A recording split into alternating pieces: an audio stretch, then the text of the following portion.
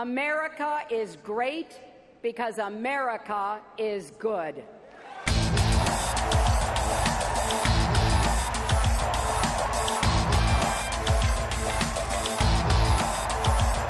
Syria's foreign ministry has urged the UN to condemn Thursday's US-led coalition airstrikes, which it says killed 45 civilians and injured another 50.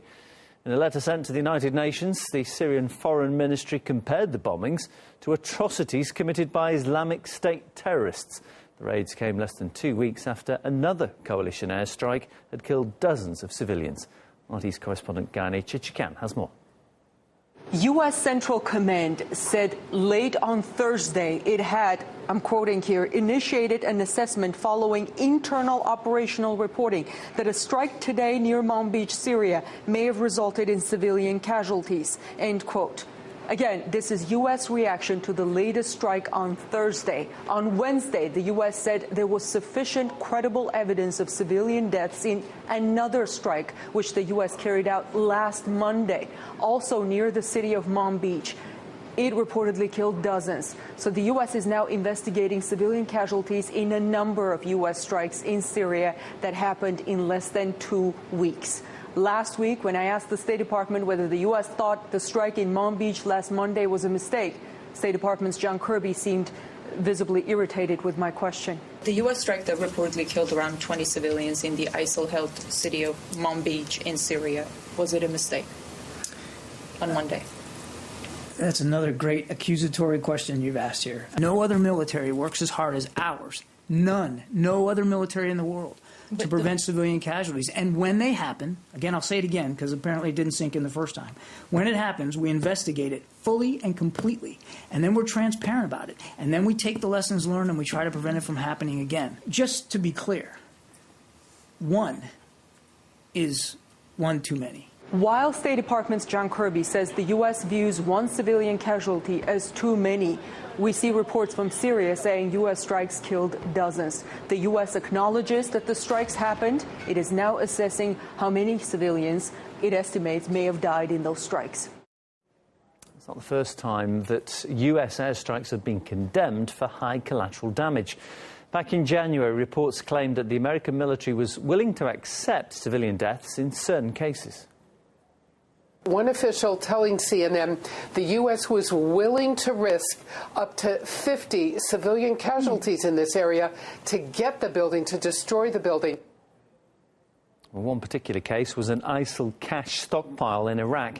Back then, US officials said that millions of dollars were destroyed. The exact amount is unknown. Following reports of the Pentagon's willingness to risk civilian lives, a State Department spokesperson admitted that there was a certain, quote, calculus, without giving further details. As a calculus, so a particularly important target, you'd be prepared to tolerate a greater number of civilian casualties. Again, I'm not going to give you a formula for that. I think, no, but I mean, obviously. You used the word calculus. I'm just trying to. No, I understand that. Yeah. I'm not trying to be facetious at all. I'm just trying to say that these are very difficult processes and very difficult decisions to make. And obviously, we're dealing with high-value targets. But I just would say that that's always part of our calculus. OK, I can cross live now to speak to Abayomi Azikiwe, who's editor of the Pan-African Newswire. Abayomi, welcome. Syria wants the UN to condemn the US coalition airstrikes. Do you think that's likely to happen, though?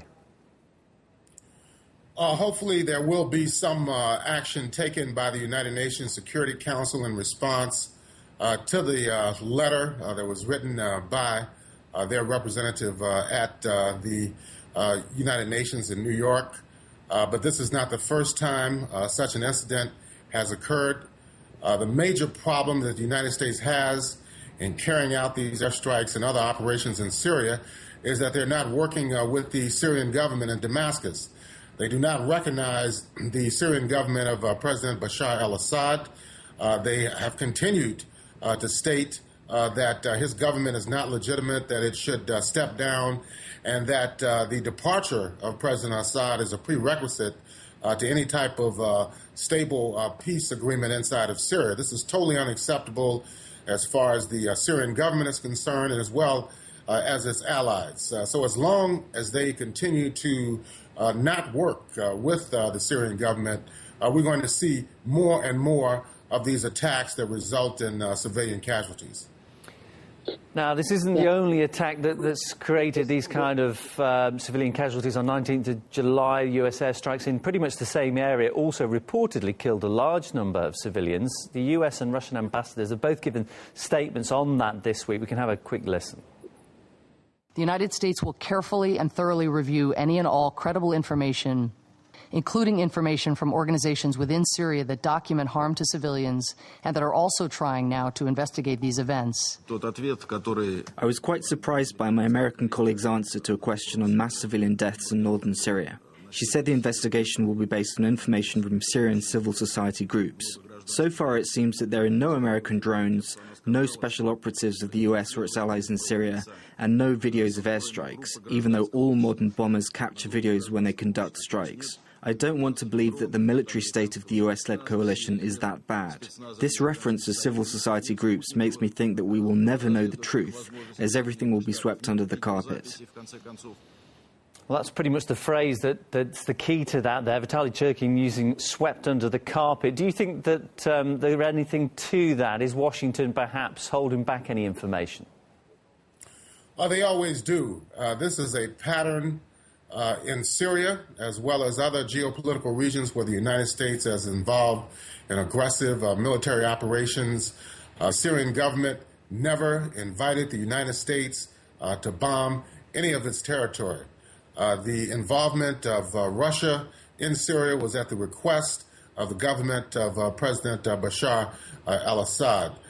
These incidents occur on a regular basis, and nothing is ever done about it. We hear when it is exposed that there's going to be an investigation, but it is very rare to hear anything about any disciplinary activity being carried out against these U.S. soldiers and officers and commanders who are ordering these airstrikes. I mean, these are innocent people who are being killed, injured, and also being displaced, adding to the almost 11 million Syrians and others who live in Syria who have been displaced over the last 5 years as a result of this war. This disaster in Syria lays right at the feet of the United States and its allies in the region. They have no end game in this entire process. If you look at the Democratic National Convention that took place earlier this week, the militarism, the challenges to various geopolitical entities around the world was actually startling. It was quite striking that they were actually calling for more military aggression on the part of the United States against its so-called enemies without even defining why Syria and other governments and political forces internationally are actually enemies of the United States. OK, our guest is Abayomi Azikiwe, editor of the Pan-African Newswire, there with his thoughts. Many thanks.